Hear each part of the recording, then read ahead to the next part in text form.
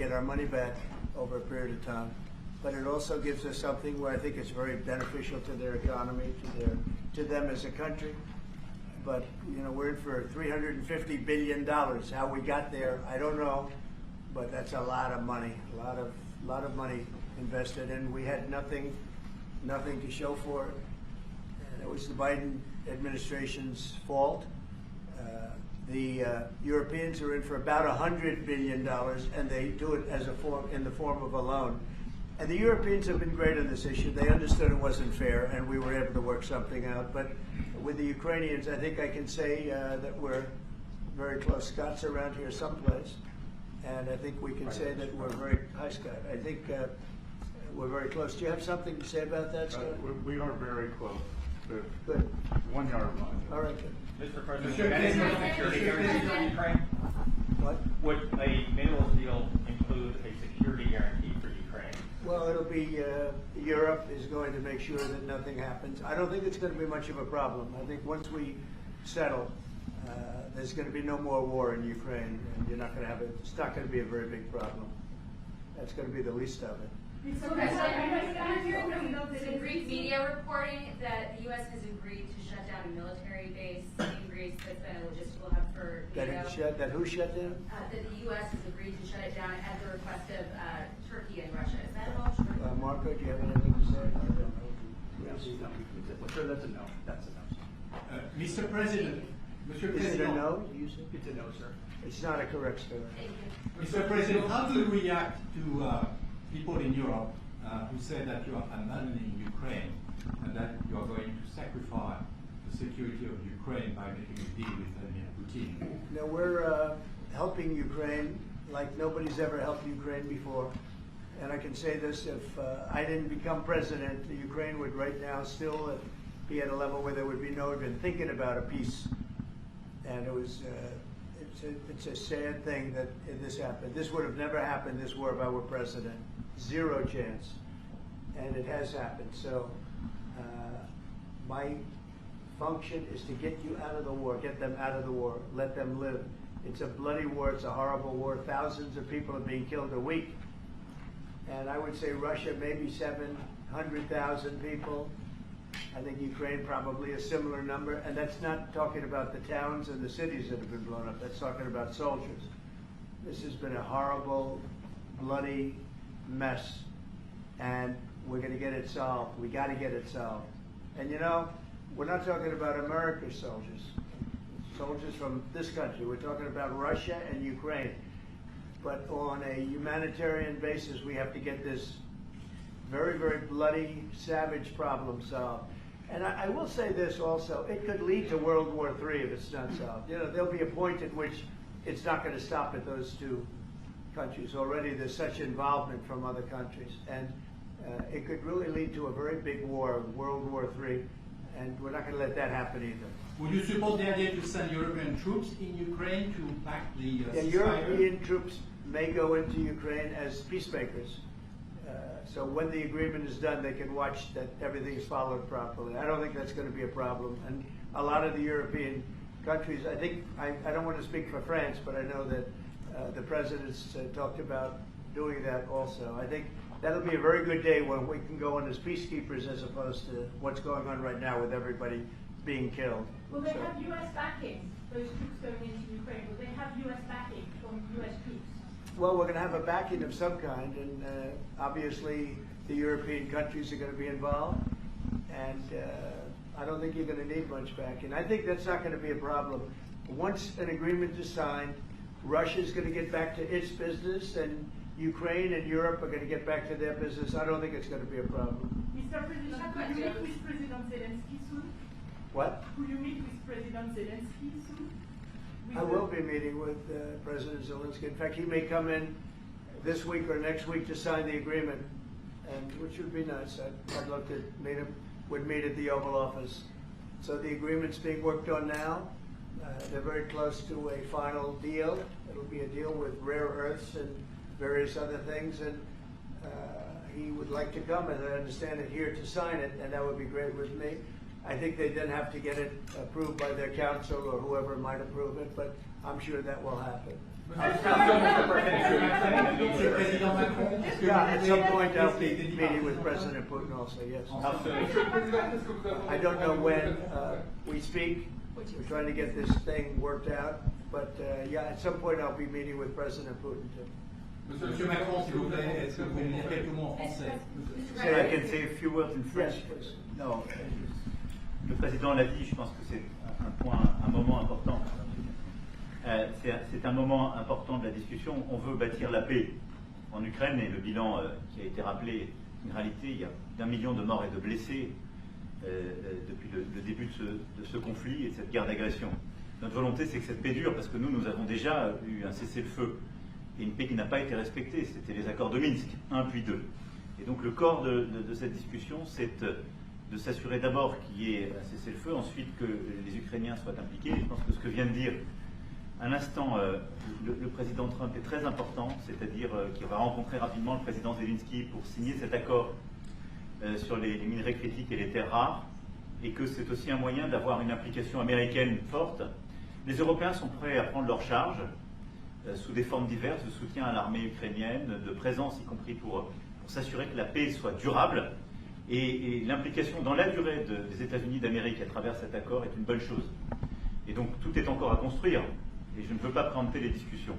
Mais nous partageons le même objectif. Et ce qu'on a discuté ce matin, pendant 1 heure après la visioconférence ensemble, est ce qu'on va continuer de travailler, et sont pour moi des bonnes avancées. Et l'annonce de... Est-ce que l'intégrité territoriale de l'Ukraine est encore un objectif crédible? Spoken about this just a moment ago. This is exactly what we want to do. We want to build peace with Ukraine. As President Trump mentioned, there are already 1 million dead and wounded in Ukraine since the war began. We had a ceasefire in the past that was not respected. This was under the Minsk Agreements 1 and 2. President Trump, as he said, will be meeting with President Zelensky to sign a deal on rare earths, and we are pleased to see this very strong American involvement.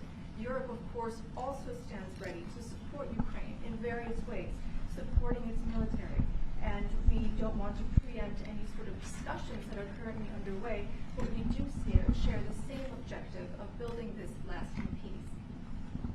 I just want to tell you a little story. So we were at the Eiffel Tower having dinner with your wonderful wife and with my wonderful wife, and we came out and he started speaking the French deal. And we didn't have an interpreter, and he was going on and on and on, and I was just nodding, yes, yes, yes. And he really sold me out, because I got back the next day and I read the papers. I said, that's not what we said. He's a smart customer, I will tell you that. How will you Exactly what we agreed. Mr. President called Zelensky a dictator. Would you use the same words regarding Putin? I don't use those words lightly. I think that we're going to see how it all works out. Let's see what happens. I think we have a chance of a really good settlement between various countries. And, you know, you're talking about Europe, and you're talking about Ukraine as part of that whole situation. The other side has a lot of support also. So let's see how it all works out. It might work out. Look, you can never make up lives. The one thing you can make up the money, but you can't make up the lives. A lot of lives lost. I think probably a lot more lives than people are talking about. It's been a rough war, but I think we're close to getting it solved. Go ahead. Do you think that DOJ could benefit from more streamlined communications? There was that email telling employees to do 5 things that they've done last week. Agency heads then told people to ignore it. You're talking about the last email that was sent, where he wanted to know what you did this week. You know why he wanted that, by the way? I thought it was great, because we have people that don't show up to work and nobody even knows if they work for the government. So by asking the question, tell us what you did this week, what he's doing is saying, are you actually working? And then if you don't answer, like you're sort of semi-fired or you're fired, because a lot of people are not answering because they don't even exist. They're trying to, that's how badly various parts of our government were run by, and especially by this last group. So what they're doing is they're trying to find out who's working for the government. Are we paying other people that aren't working? And, you know, where is all this? Where's the money going? We have found hundreds of billions of dollars of fraud so far, and we've just started. We're actually going to Fort Knox to see if the gold is there, because maybe somebody stole the gold. Tons of gold. Some of the agency So has- I think it was actually, there was a lot of genius in sending it. We're trying to find out if people are working. And so we're sending a letter to people, please tell us what you did last week. If people don't respond, it's very possible that there is no such person or they're not working. Some of the agency has instructed their employees not to respond. They were waiting on further guidance, but Elon Musk's tweet said a failure to respond would be taken as a resignation. So there's been a disconnect in communications. Yeah. Are you concerned at all about Only, that? no. That was done in a friendly manner. Only things such as perhaps Marco at State Department where they have very confidential things, or the FBI where they're working on confidential things. And they don't mean that in any way combatively with Elon. They're just saying there are some people that you don't want to really have them tell you what they're working on last week. But other than that, I think everyone thought it was a pretty ingenious idea. We have to find out where these people are. Who are they? And we said if you don't respond, we assume you're not around. And that holds, that stands. And you're not getting paid anymore, too. So, you know, we're doing a real job. And we just had a poll come out, I guess the Harvard poll, saying that it's massively popular what we're doing. Mr. President, do you still believe in NATO, in the alliance between Europe and America in NATO? Are you going to go to the NATO summit in is June? very much involved in this. When I first got elected at the very beginning, first term, I got hundreds of billions of dollars put into NATO. NATO had no money because they hadn't paid for years. And I said, look, if you don't pay and we're not going to be a part of NATO, we're not going to protect, we're not going to do what we're supposed to do. And we took in hundreds of billions of dollars into NATO. No, NATO is a good thing if it's done properly and if it's used properly. Mr. President, in these days you speak a lot about tariff in Canada, in Mexico, and in Europe. I want to know what is your idea about Italy, if you want to make the same thing in Italy. What? Can you talk up a little bit? In these days. No, louder. Can you talk a little louder? You have a beautiful voice, but you're not. In these days you speak. Where are you from? Italy. From Italy. Oh, I love Italy. Go ahead. I want to know if you have the same idea with Italy about tariffs. Well, look, I love Italy, and Italy is a very important nation. We have a wonderful woman as your leader, and she was on the conversation today, one that we had, the G7. And no, I think Italy is doing very well. I think Italy's got very strong leadership with Georgia. Monsieur le Président, qu'est-ce que vous répondez au président Trump qui a dit que les Français et les Britanniques n'avaient pas Any other questions? la guerre? Yes, ma'am. Can you clarify what you meant in your truth today on the major economic development transactions between the U.S. and Russia? Any more detail? With respect to what, Russia? In solving the peace deal, you said there will be major economic development transactions which will take place between the United States and Russia. Yeah, we're trying to do some economic development deals. They have a lot of things that we want, and we'll see. I mean, I don't know if that will come to fruition, but we'd love to be able to do that if we could. You know, they have massive rare earth. It's a very large, it's actually the largest in terms of land. It's by far the largest country.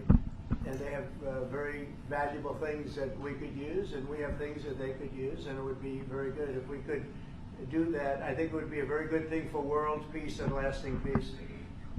Well, I mean, our first, by far, our first thing that we want to do, the first element of the overall transaction is ending the war. But if, just as we're doing with Ukraine, if we could do some economic development in terms of Russia and getting things that we want, something like that would be possible, yes. Mr. President, Mr. President.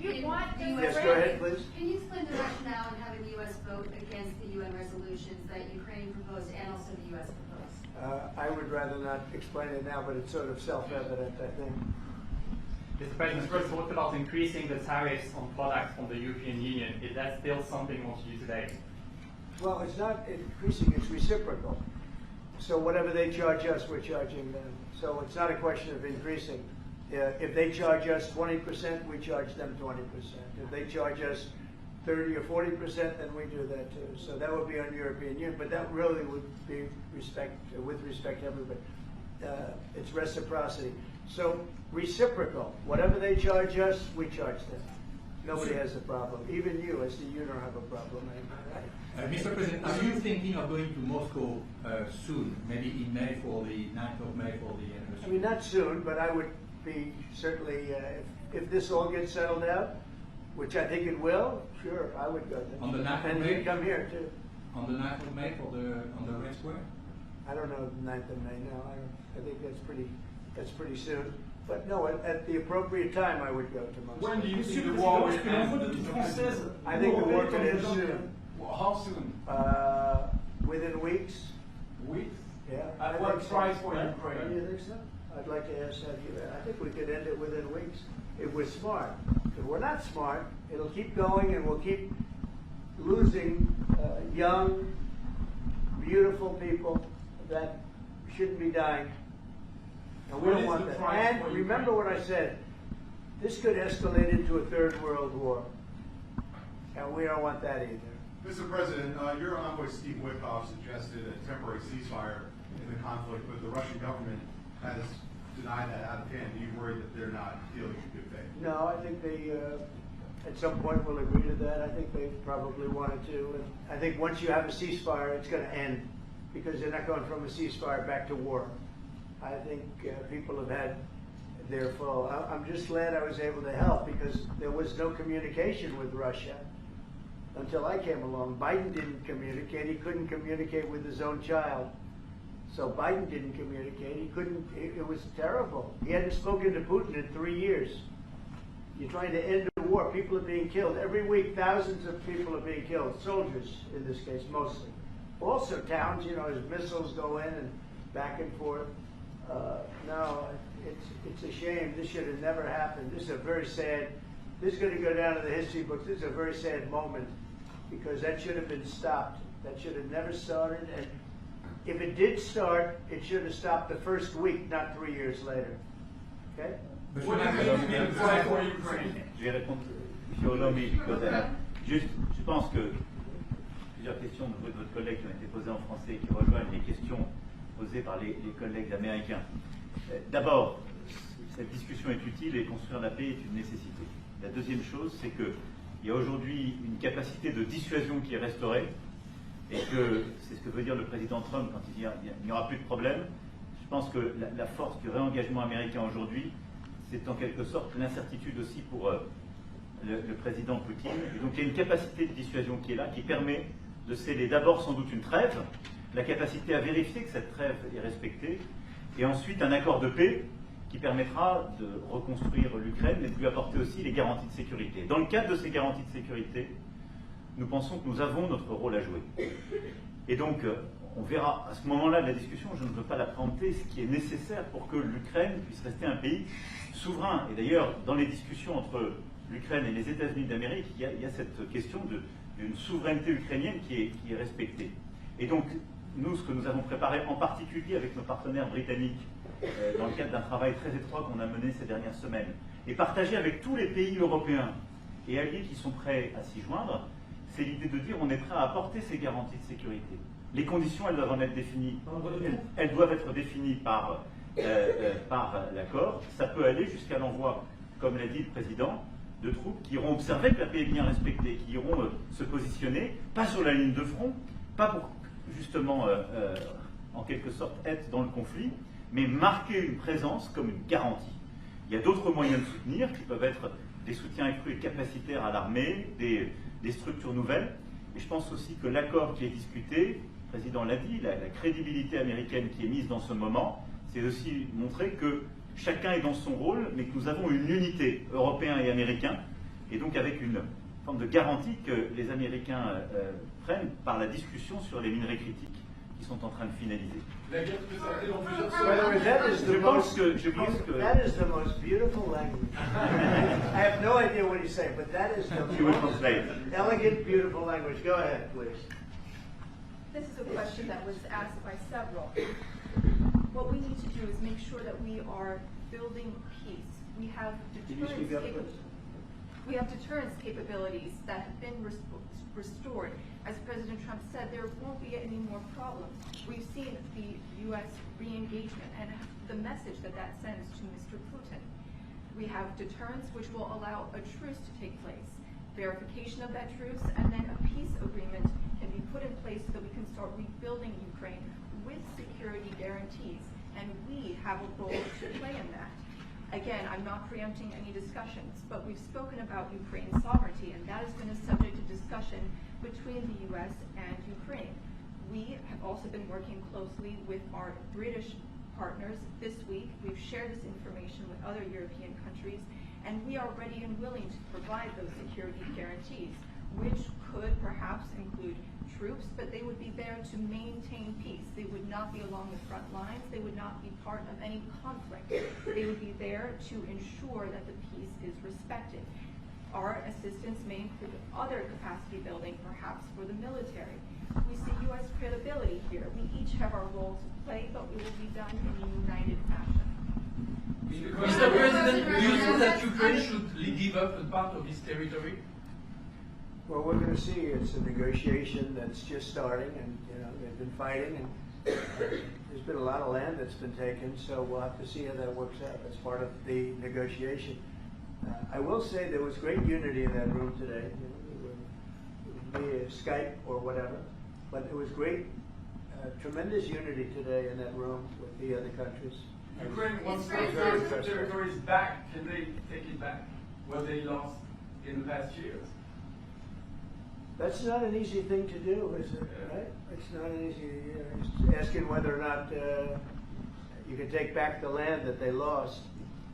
And I say that, yeah, perhaps some of it, yeah, I hope so.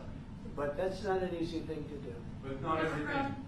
It's going to be something we're talking about. Will you convince Vladimir Putin to accept the European troops as peacekeeper, will you think? Yeah, he will accept that. He will accept I've it? asked him that question. You talked to me? I've asked him that question. He Is said France yes? going to lift the block on the Because he's $300 billion? not, look, if we do this deal, he's not looking for more war. He doesn't mind. But I've specifically asked him that question. He has no problem with it. Is France going to lift the block on the $300 billion in frozen Russian assets in Belgium? France has opposed unfreezing it to pay Ukraine and compensate the U.S. for its support. Is France going to lift its opposition to that? This is, we speak about frozen assets. We already used them to back precisely the loans negotiated at the G7, and it's part of the sanctions. So it will depend on the follow-up of the discussions. But clearly, we respect international law. It's just frozen assets now. You can take the proceeds of the frozen assets, but you cannot take the assets themselves because it's not respecting international law, and we want to respect international law. How is one different than the other? If you can take the proceeds from it, how can you not take Because it's them? very different. You keep the assets, you take the proceeds because they are paralyzed in a certain way. You take the proceeds during the wartime, but you keep the assets, and it's part of the negotiation at the end of the war. Because, this war costed all of us a lot of money. And this is the responsibility of Russia, because the aggressor is Russia. Should the US So, be compensated? so at the end of the day, this frozen asset should be part of the negotiation. All in all. Will France support the U.S. being compensated?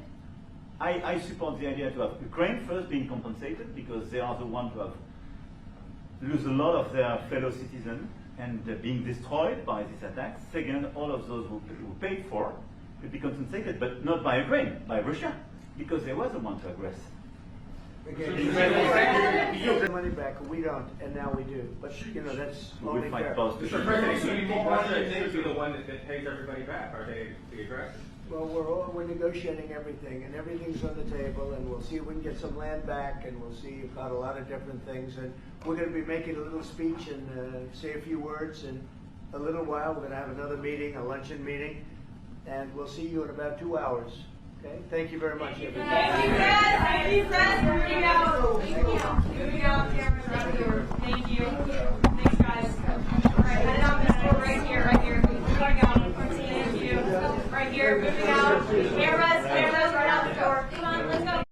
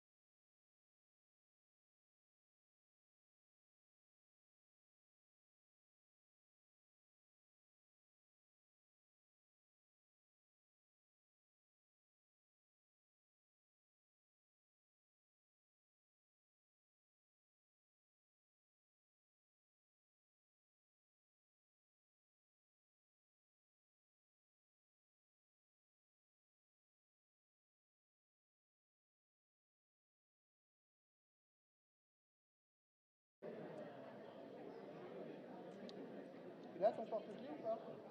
Non, je pense que je l'ai mis dans mon sac. T'es déconnecté, hein? Ouais, je sais que ça fonctionne. Le sac est dans le van.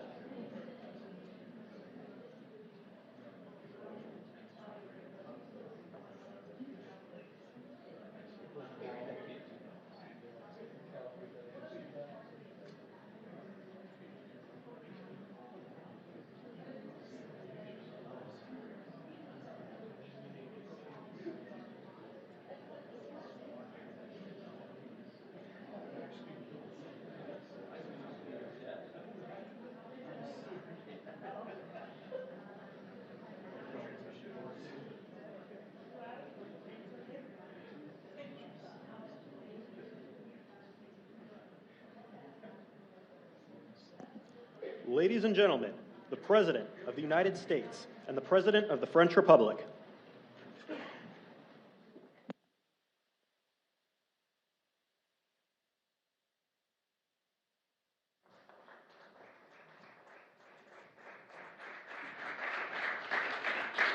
Well, thank you very much, everyone. Great honor to be here with my friend. I'm delighted to welcome President Macron back to the White House. We've been together quite often, but not that often in the White House. We honored the President, First Lady of France, not so long ago.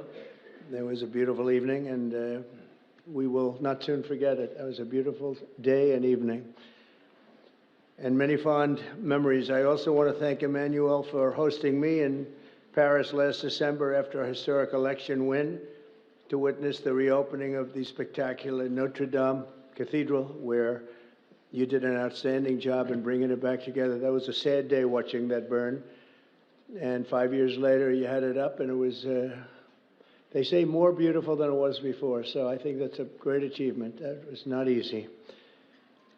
France is America's oldest ally. Our cherished partnership has been a force for freedom, prosperity, and peace from the very beginning. We're now working on some very interesting developments. One in particular, as you know, the war between Russia and Ukraine.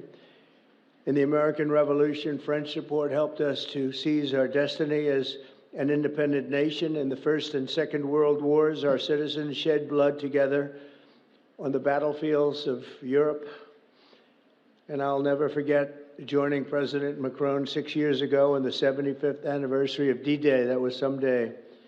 The purpose of our meeting today is to end another battle, a really horrible one, a war, something that we haven't seen since the Second World War, that is ravaging European soil, the deadliest and most destructive conflict that one can imagine. I've seen the pictures, I've seen the satellite photos and lots of other photos, and it's a horrible thing that's happening. Thousands of people are dying a week.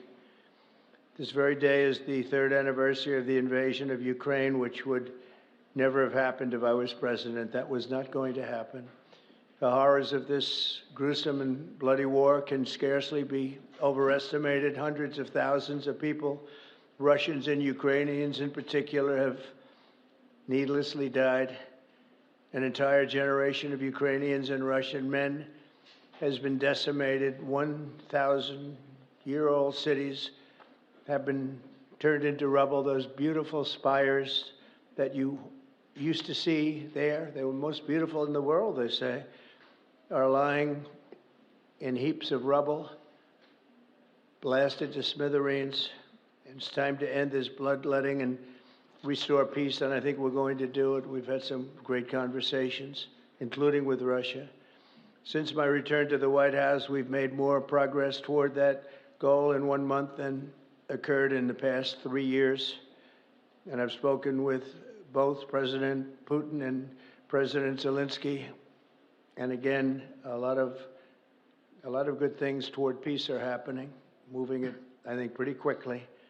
Last week, Secretary of State Marco Rubio, National Security Advisor Michael Waltz, and Special Envoy Steve Witkoff conducted successful talks in Saudi Arabia with the delegation from Russia, and I'd like to thank the Kingdom of Saudi Arabia and the King and Mohammed.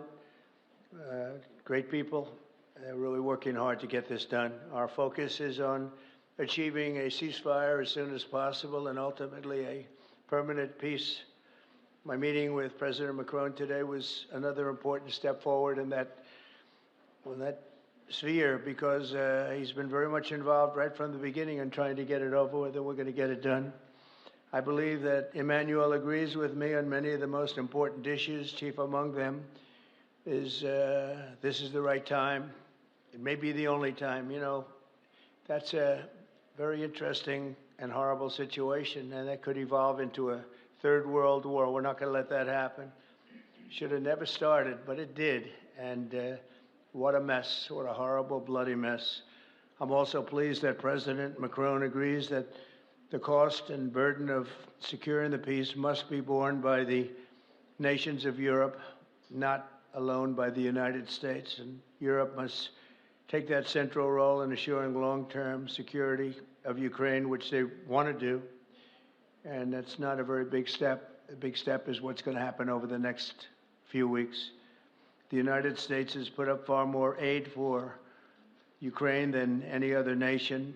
Hundreds of billions of dollars. We've spent more than $300 billion, and Europe has spent about $100 billion. That's a big difference, and at some point we should equalize.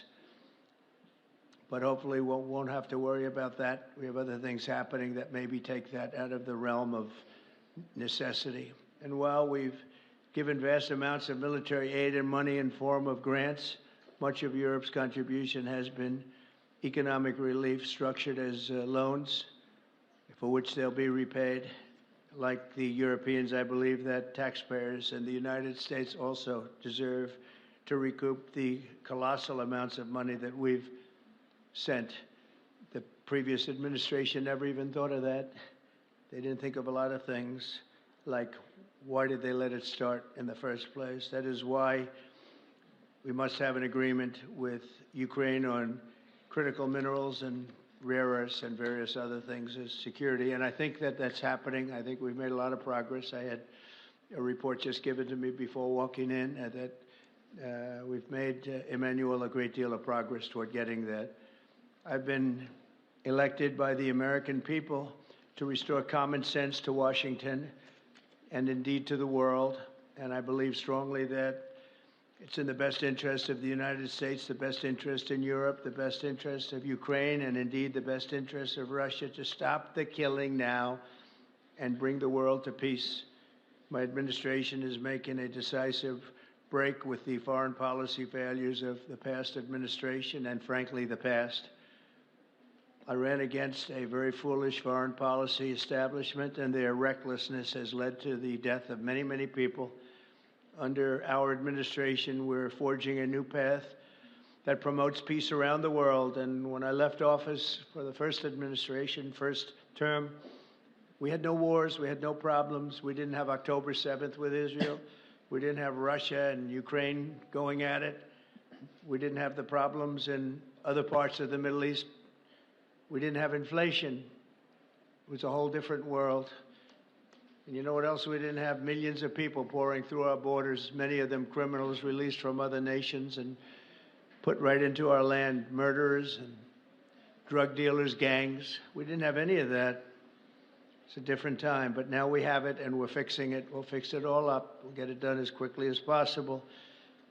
And we've made a great deal of progress. People are saying it was the best month for a president in our country's history. I hope that's right, but I feel it's right. We've done a lot of things in a very short period of time, 4 weeks. As I've said before, it's my hope that my greatest legacy, however, will be as a peacemaker and a unifier. I want to bring peace, not war. I thank President Macron for joining us today in this urgent work we're doing. And we have some wonderful people up front right here that have worked so hard. Steve Witkoff, thank you very much. And Michael Walsh, thank you. Scott, thank you very much. And JD, thank you. They've really done a job. They worked very hard. It's a real passion to get this war ended. And I'd like to now we invite Emmanuel to say a few words, and then we'll take questions. And again, Emmanuel, it's a great honor to have you with us at the White House. Thank you very much, please. Thank you, Mr. President. Thank you, dear Donald. Ministers, ladies and gentlemen, mesdames et messieurs, je vais dire quelques... Ladies and gentlemen, I'll be saying a few words in French. Thank you very much, Mr. President, dear Donald, for your hospitality and for this visit. As you mentioned, we have had the opportunity to meet over the past few years. Since your first term, we've been able to discuss matters in Paris and also here at the White House, and it has always been a great joy to do that, and I would like to commend you. And thank you, Mr. President, for extending this friendship to France and taking part in the ceremony at Notre Dame that you mentioned before. It was a great honor for the French people to reopen the cathedral to the rest of the world, and your presence was a testament to that friendship.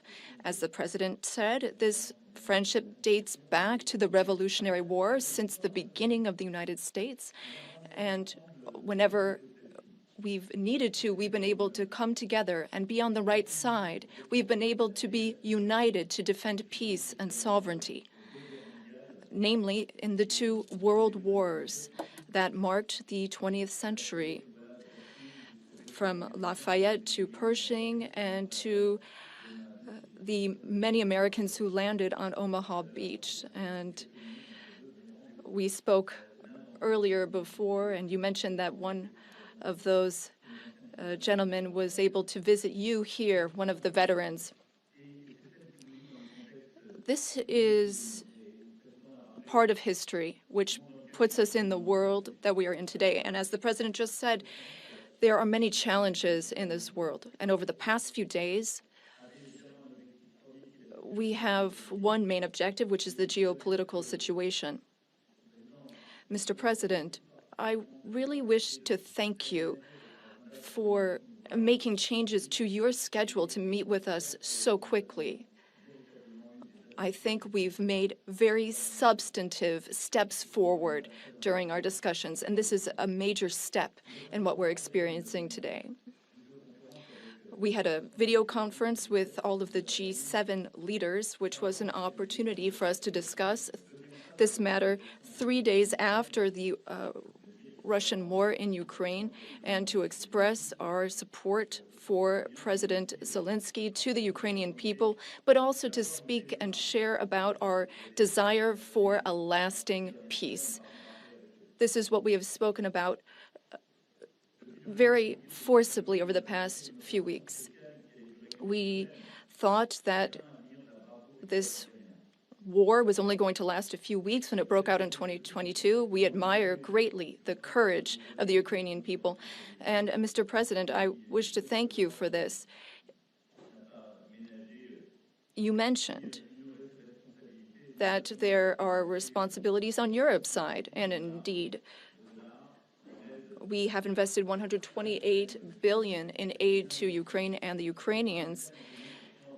Ukraine has been able to hold the front of our collective security. It's fought over these past few years for its independence and for its sovereignty, but also for our collective security, because I think that no one in this room wants to live in a world where it's the law of the strongest and international borders can be violated from one day to the next by anyone. Over the past few hours, and as you mentioned this, Mr. President, we've been able to see a few things take shape. First of all, allow me to commend you on your decision to work with President Zelensky and to conclude this agreement that's so important for the U.S. and Ukraine on rare earths, critical minerals, but also having substantive conversations with President Zelensky during this key phase of achieving this deal, which is a major commitment to Ukraine's sovereignty, and I think that's very commendable. We also have a shared desire to build peace. We will have this responsibility. This is 10 years after the war started in Crimea, and then we saw the events in the Donbas region and along the northern part of the country. We want to save lives. We want to bring prisoners back and bring back families and children, because there's also humanitarian tragedy affecting the Ukrainian people. We had lengthy discussions with the president, and we spoke about our desire to bring an end to conflicts, to have a truce that is measurable, verifiable, and that enables negotiation of a lasting peace, where we will discuss not only Ukraine's reconstruction, its territories, but also the security guarantees, meaning maintaining peace over the long term. As I said to the president, we've experienced peace accords that were only ceasefires without ensuring security guarantees, Minsk I and II. And we want to make sure this doesn't happen again. And I know that the president has expressed the desire to be a player for peace in the region. I've spoken with some 30 European leaders and allies in recent days. We want to bring together these allies, and share the same vision.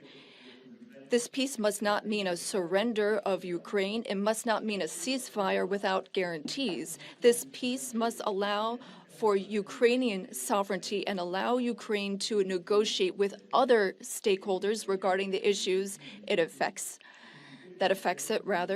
But it is also a country in which we need to shoulder our responsibilities so that we ensure security and stability for Ukraine and for the entire region. And for us Europeans, this is an existential issue. We also spoke about these issues at length with the president. We've worked with President Zelensky and gotten to some of the details of the various phases of the negotiation. And we've also been able to speak about some of this work with our British partners to talk about deployments of peace forces on Ukrainian soil, which are part of these security guarantees. Other countries are ready to join in this effort. Solidarity and support from the U.S. will be crucial to this, and I thank you, Mr. President, for beginning to work with us on this issue. And the agreement that you are preparing to sign with Ukraine and with all these discussions we've had are very solid guarantees that we are understood, that we have the same wish, peace as soon as possible, lasting, solid peace for everyone, and the renewal of an international situation where we are all able to shoulder our responsibilities, Europeans shouldering their responsibilities alongside their American allies who will shoulder their own responsibilities. I also wanted to be very clear, Mr. President, about Europe's commitment. We have committed to building a lasting peace. As Europeans, we have committed to being stakeholders in these security guarantees. And we are also well aware that Europeans need to do more for security in Europe, for defense in Europe, and to more fairly share the security burden that your country's been carrying for so many years. Mr. President, you know how much friendship I show towards you and I have towards you since your first term. Europe is very clear-eyed about this. We know what we need to do as Europeans, given the threats surrounding us and the responsibilities that we must shoulder. We spoke about the Versailles Agenda, which allowed the Europeans to take a historic step and increase their investments. Europeans are ready to do even more and to go even farther. And several leaders said that to me before I came here to meet you. Mr.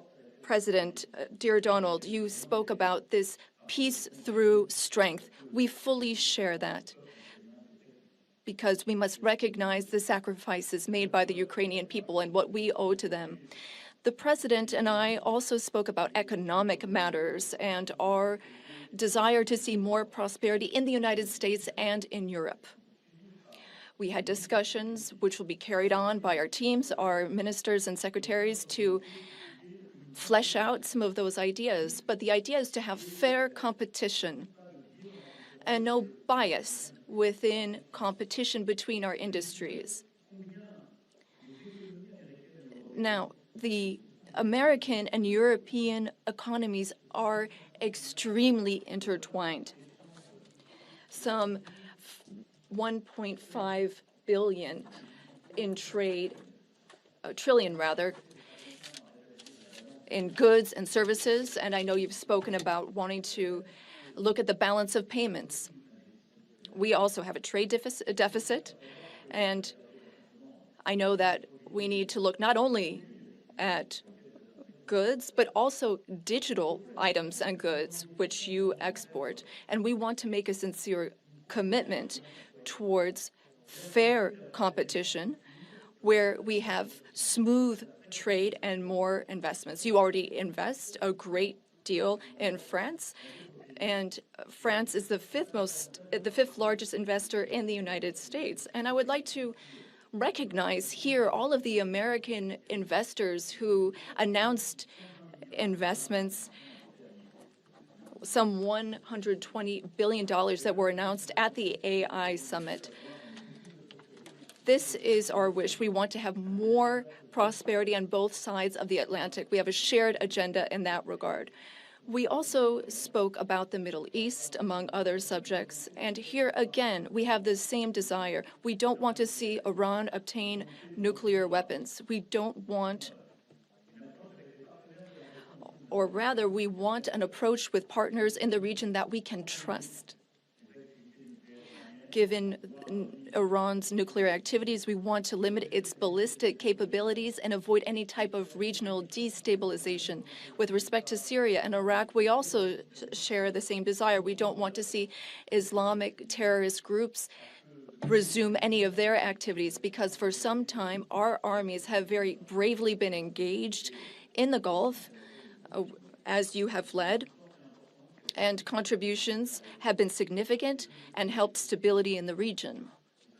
And I say this with great sincerity. France was affected by a terrorist attack in 2015, which was linked to the terrorist activity in Syria. And we are in that region at your side to work for more security.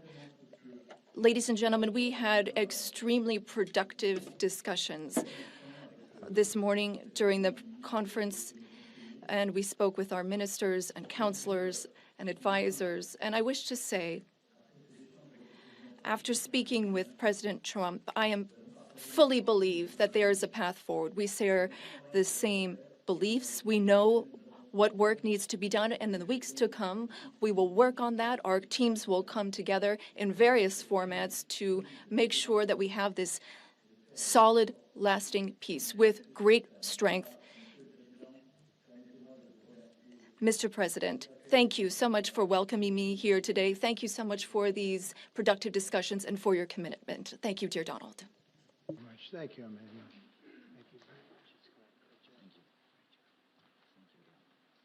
Okay, thank you very much. Brian, would you like to ask a question? Go ahead. Welcome, President Trump. I just want to touch upon real quickly the Harvard poll that came out that had, thank you very much, the Harvard poll that came out had you up 9+ points, and all of your agenda that you ran on, you're accomplishing that. You've got the support of the American people, including stopping the war in Ukraine. If you can comment on the latest Harvard poll, I'd appreciate that. Well, I was honored by it. It was a big poll, and it's usually a poll that leans on the other side of things, the other side of the world, so to speak. But the Harvard poll is a respected poll, and it has us not only leading, but leading by a lot, and leading on every single issue that we've talked about. And as I said, we've become the party of common sense, and I think that's a very important element now, common sense, because what's happening in the world and even in this country, some of the things that took place, many of them are now canceled, and the rest are being canceled as we speak. But we've moved very rapidly and I think very effectively. So I was honored by that poll. Thank you very much. Appreciate it. Go ahead, please, go ahead. Mr. President, you said before that you would like to see Russia. Yes, go ahead.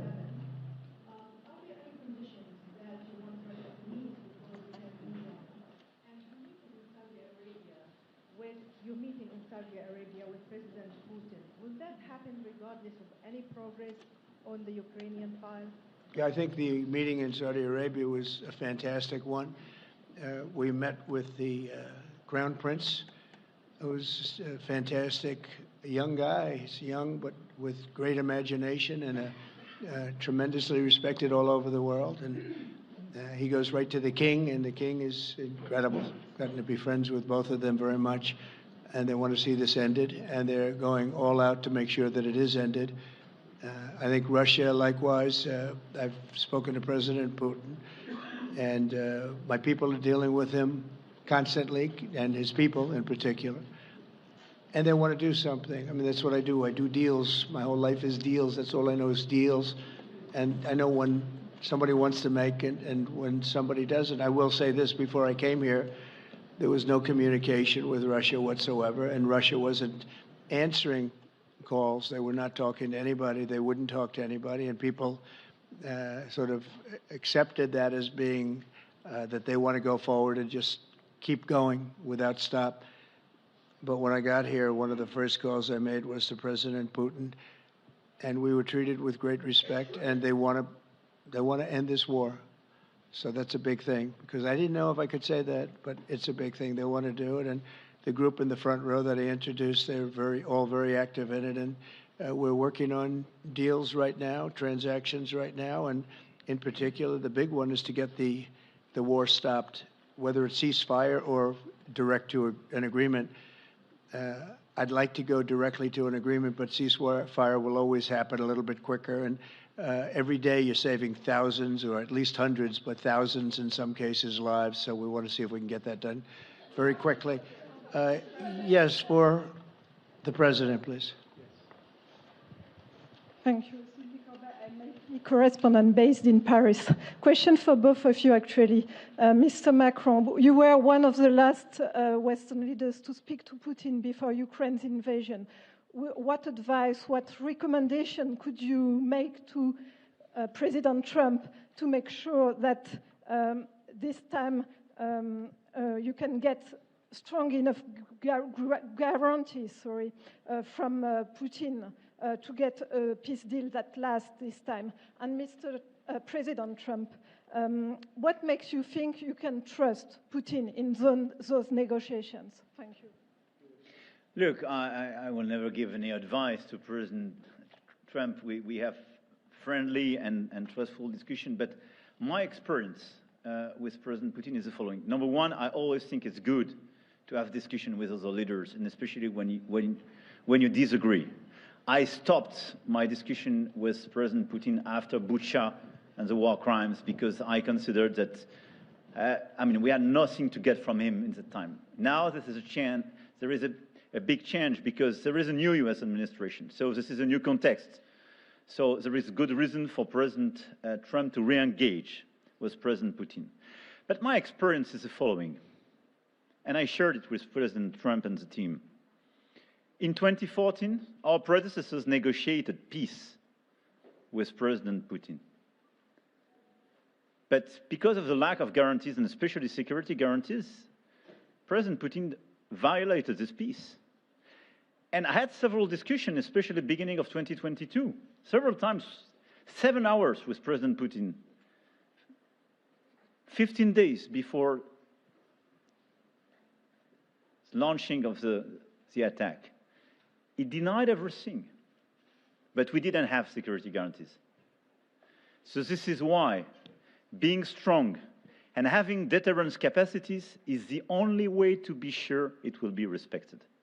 And I insisted on that, and this is why I believe that the US has the capacity to do so.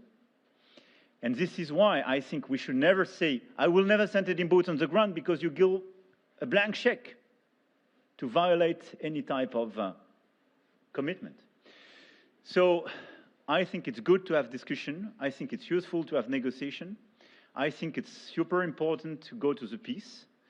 But my strong point was to say, let's try to get something first which can be assessed, checked and verified. And let's be sure that we build sufficient guarantees on the short run. And this is where we are ready to be engaged. As for France, a lot of my European colleagues are ready to be engaged. But we do need this American backup, because this is part of the credibility of the security guarantees. And this is our collective deterrence capacity.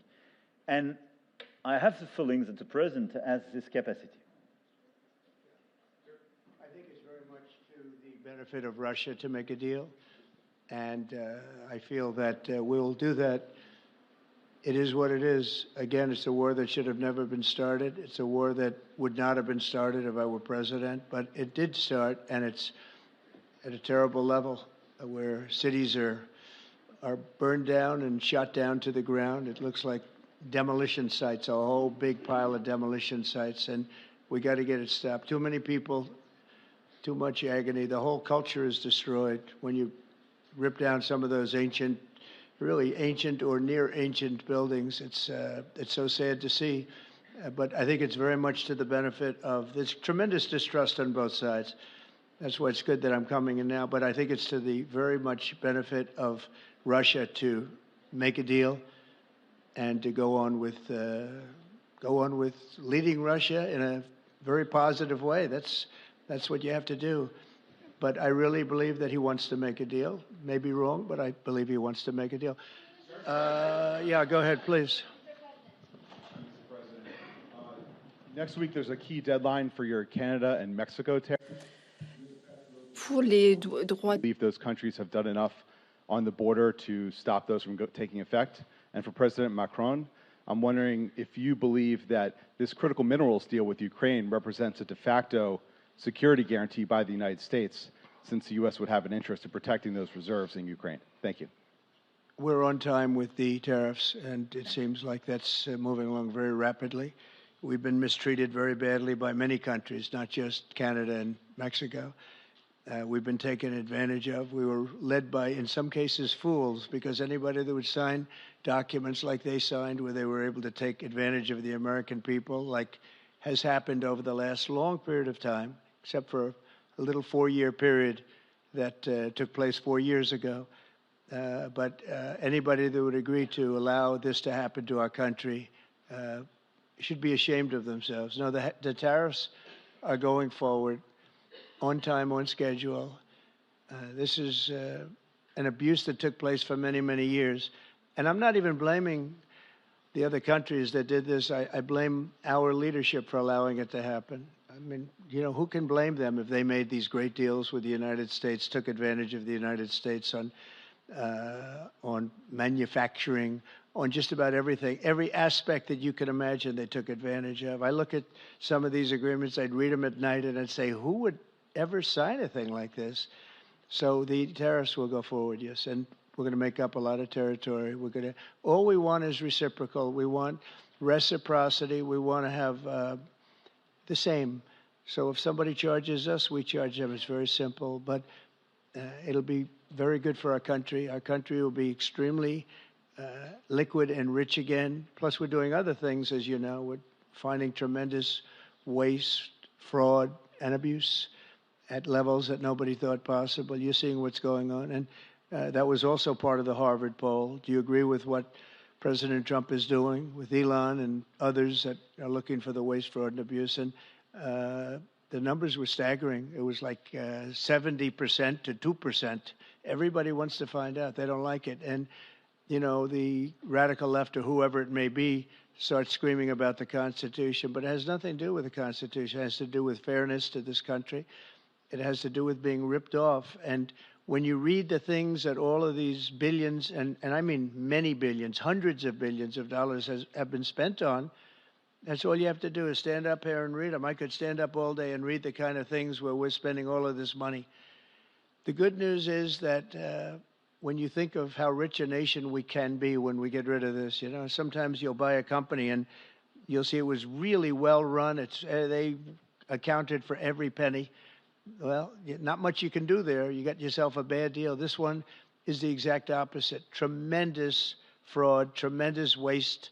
And when you think of what it is, you know, Elon uses the expression caring. If we had people that cared, just cared a little bit when they did contracts, when they negotiated with outside vendors on behalf of the United States. That's what I'm doing now. I'm negotiating for the people of the United States. So we're doing a great job of it. I will say we found it'll be hundreds of billions of dollars of waste and fraud and abuse. Thank you, please. Look, I think this discussion is a very important one. First, because it's important for the US, and it will be a good occasion for a first very important meeting between President Trump and President Zelensky. Second, I think there is a lot of economic upside on both sides. And third, de facto, there is a recognition of Ukrainian sovereignty, a recognition of the Ukrainian interests, and this is de facto a very important alignment of interests. Now, the security guarantees will be negotiated in due time in a full-fledged package of a peace security. But this peace, as it is now written and negotiated, and as this meeting is scheduled, is an important step forward, full-fledged peace agreement.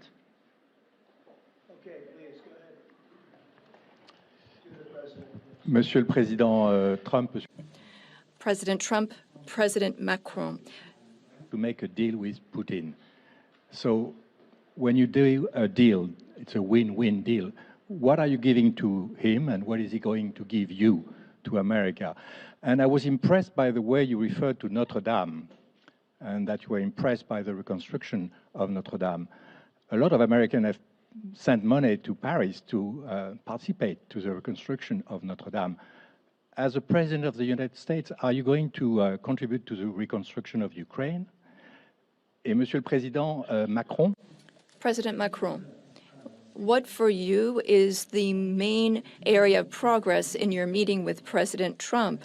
Can you confirm that there is an agreement to send European peacekeeping troops? Will France participate in that? How many troops? What would they be doing? Would this represent a great danger to send French and European troops to Ukraine? Well, I guess it's a little strange question because you ask whether or not we're going to, on behalf of the United States, contribute to Ukraine. I mean, we're in there for about $350 billion. I think that's a pretty big contribution. I do appreciate the first part of your question, however, because I think they've done an incredible job with the Cathedral of Notre Dame. I think the president has done. I know he headed it up, and I know how hard he worked, and it took a period of time, but really not a long period of time considering what that was, so delicate, so beautiful. And I was there, and I saw the work, and I'm very good at construction. I know good construction. I know bad construction. They did a beautiful job, and this man has to be given a lot of credit for that. It's an incredible cathedral. Most people thought it couldn't be saved, and if it was, it would have to be built in a different form, and we didn't want to see a different form. We wanted to see the same form that you built. So I just want to congratulate you. That was an amazing job. I don't think you've gotten enough credit for it. Someday you will. Someday you will. Thank you, Donald. Merci beaucoup. Thank you very much. To go back to your question, today's discussion showed several areas of progress. First, we have been working a great deal with President Zelensky to have a proposal that's acceptable to Ukraine. President Trump has confirmed that he will be meeting with President Zelensky very soon to finalize the agreement on critical minerals and rare earths and to speak together about that matter. That's a very important step forward. The second thing is that during our discussions, we were able to go into some of the details about the proposal that we have just made to have a truce, a peace, and be able to measure that and then structure our discussions on that basis. France and several other European countries, along with Ukraine, are hard at work to build this lasting peace with very specific points, including security guarantees, the territories that belong to Ukraine, the issue of reconstruction, the economy, and critical minerals. We've been able to go into the details of those proposals. The third area of progress, which really mark a turning point, is the fact that we were able to talk about the details of the security guarantees. And the president has shown this over the past few days, and he said so a moment ago. We want peace. He wants peace.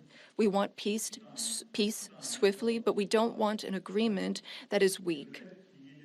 The fact that there are Europeans that are ready to engage to provide for these security guarantees. And now there's a clear American message that the U.S., as an ally, is ready to provide that solidarity for that approach. That's a turning point, in my view.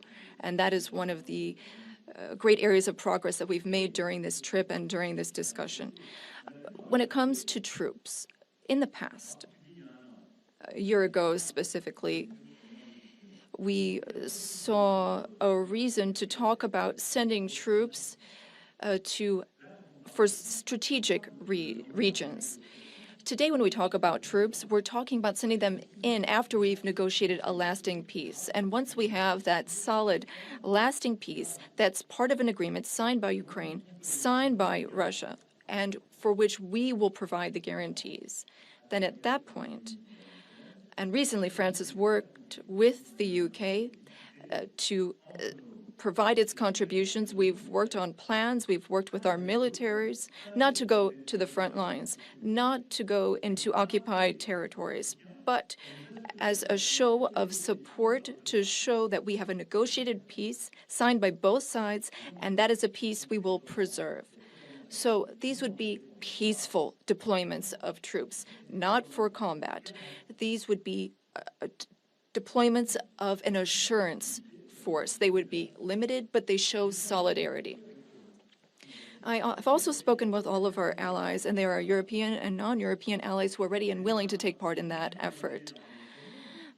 Countries have helped Ukraine maintain its military capabilities in terms of the number of soldiers it has, equipment, whereas others have provided logistical support on the ground.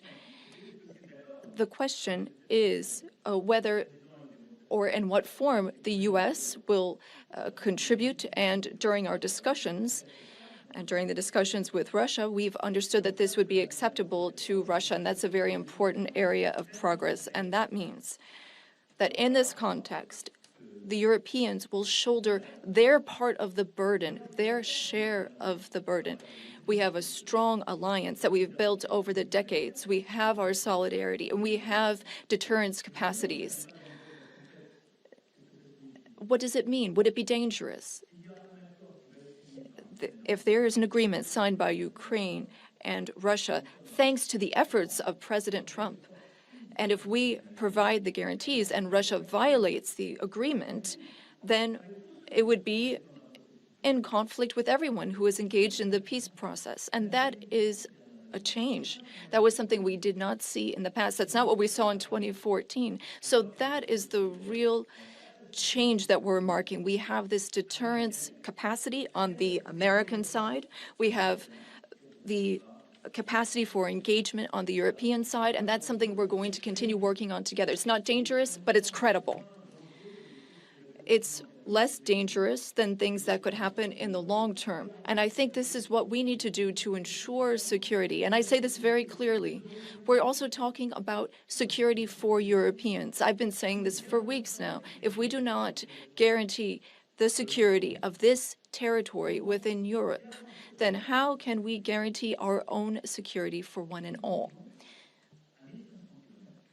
We live just 1,500 kilometers from Ukraine, and the Germans and Polish are even closer. So our collective security is important. We need to answer this call for Europeans to be more engaged, and Americans will be there still in solidarity. Europeans are working for their collective security, but I really think this was a turning point today in our discussions. Emmanuel, thank you very much. Great job, and it's been wonderful being with you. Say hello to your beautiful wife, and we will see you again soon. We'll be speaking often. We'll get this thing worked out. We're going to get it done. So important, and great job. Thank you.